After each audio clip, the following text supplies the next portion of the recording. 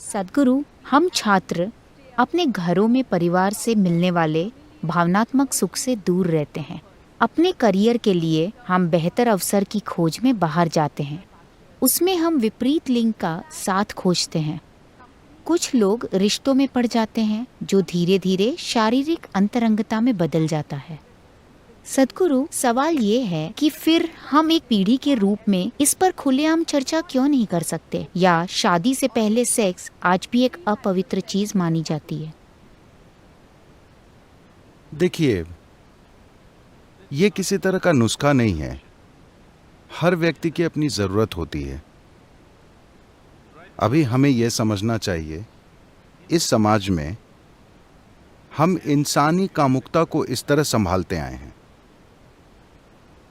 एक लड़की के किशोर वय में आने से पहले उसे बोल दिया जाता था, तुम्हारी शादी इस लड़के से होगी। 6-7 साल की उम्र में शादी नहीं होती, मगर उसे कहते तुम्हारे अंकल का बेटा, उस लड़के से तुम्हारी शादी होगी। लड़के से कहते तुम्हें उससे शादी करनी है।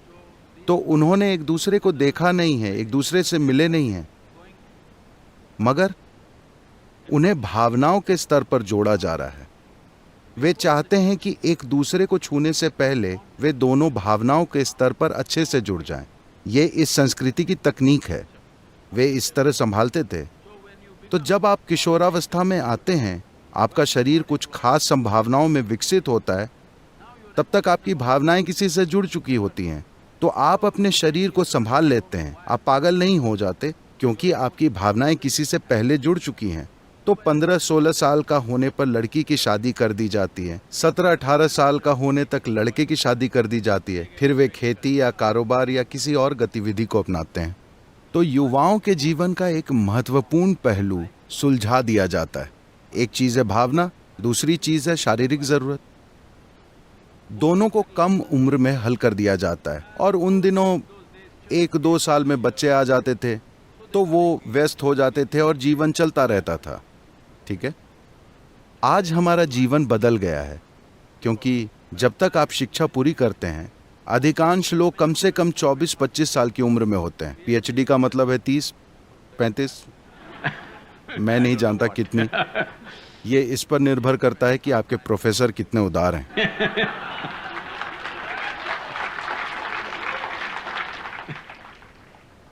तो मान लेते हैं कि शिक्षा का औसत समय 25 साल की उम्र है।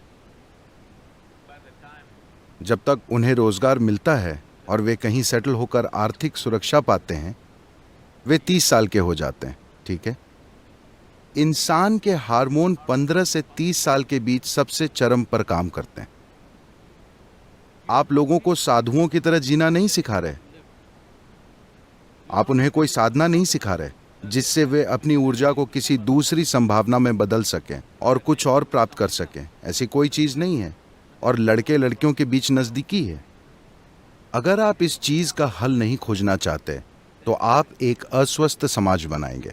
बहुत अस्वस्थ समाज, जो दुर्भाग्य से हमारे समाज में हिंसक तरीकों से व्यक्त हो रहा है, क्योंकि हमने इंसान की मूलभूत जरूरतों का हल नहीं खोजा है। पहली चीज है पोषण। अगर पोषण की समस्या हल हो जाए, आपको समझना चाहिए, पोषण का मतलब है जीवन चलाना। एक बार जीवित रहने की प्रक्रिया का हल हो गया, तो कुदरती रूप से ये प्रजाति कोई एक व्यक्ति नहीं, आप जिस प्रजाति के हैं वे प्रजनन की इच्छा करती है। इसे इसी तरह बनाया गया है। ये प्रजनन की चाहत इस प्रजाति के जीवित रहने के लिए है। अगर लोग प्रजनन नहीं करेंगे तो मानव नस्ल खत्म हो जाएगी, है ना? तो आपका शरीर और दिमाग कई चालें चलते हैं, और जब आप किसी को देखते हैं तो अचानक आपको लगता है वे सबसे खूबसूरत हैं, अचानक आपको लगता है कि वे सबसे शानदार हैं। बाद में आपको कई चीजें पता चलती हैं। Many things. मगर शुरू में सब कुछ अस्पष्ट होता है। देखिए, मैं बताता हूँ, मान लीजिए आप 10-11 साल के हैं। उस समय आपने लोगों को देखा तो वे बहुत साधारण दिखे। अचानक 14 साल की उम्र में किसी के शरीर का हर छोटा उभार अपने आप में एक पूरी दुनिया हो जाता है, क्योंकि आपके हार्मोन हर चीज को प्रभावित करने लगते हैं। एक तरह से आपके हार्मोन आपकी बुद्धि को बंदी बना लेते हैं। ये बुरा या अच्छा बताने की चीज नहीं है, ये एक कुदरती प्रक्रिया है। कुछ लोग हो सकते हैं जो उससे परे चले जाएं। अगर वे उसके परे जाते हैं तो उनके लिए शानदार है, उनके लिए मजबूरी नहीं होती, वो इसके परे चले जाते हैं, उस व्यक्ति के लिए शानदार है। मगर आप पूरे समाज से इसके परे जाने की उम्मीद करें, ये बेवकूफ़ी है। ऐसी कोई चीज़ नहीं होती है। तो निश्चित रूप से बहस होनी चाहिए कि कब और कैसे कामुकता होना चाहिए। मगर अब भी हमारे कुछ सांस्कृतिक पहलू हैं। that we are an emotional lot. हम आज भी भावुक लोग हैं। जब चीजें जरूरी भावनाओं के बिना होती हैं तो लोगों को कष्ट होता है, ढेर सारे लोगों को। कुछ लोग इससे ऊपर हैं, मगर लोगों को कष्ट होता है। तो हमारे देश में, हमारे समाज में इस पर चर्चा होनी चाहिए कि सामाजिक ढांचे से कोई बड़ी तोड़फोड़ किए बिना इसका हल कैसे निकालें। आपको इस पर शोध करना चाहिए कि ऐसा कैसे करें।